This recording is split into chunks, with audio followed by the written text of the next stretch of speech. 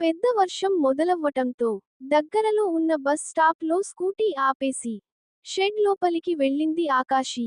అప్పటికే నిండా తడిచిపోయి ఉందామె.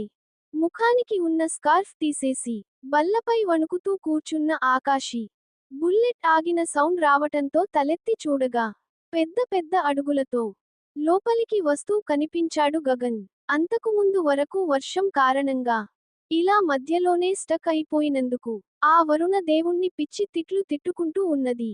కాస్త మనసైన వాడిని చూడగానే ఇంకో గంట వరకు ఇలానే నీ ప్రతాపం చూపించు వరుణ దేవా అని మనసులోనే వేల మొక్కులు మొక్కుకుంది ఆశి. ఎవ్వరూ లేని ఏకాంతం పైపెచ్చు చల్లని వాతావరణంలో మనసైన వాడు తనతో ఉన్నాడన్న ఆనందంతో మనసు ఉరకలు వేయగా, పర్లేదు ఇక్కడ కూర్చోవచ్చు అని చిన్నగా చెప్పింది. ఆమె మాటలకి వెనక్కి తిరిగి, హే నువ్వేనా, ఎవరో అనుకున్నా అంటూ ఆమె పక్కనే కాస్త దూరంలో కూర్చుని, వాటర్ ఉన్నాయా అనడిగాడు గగన్. హా, ఇంత చలిలో దాహం వేస్తుందా నీకు?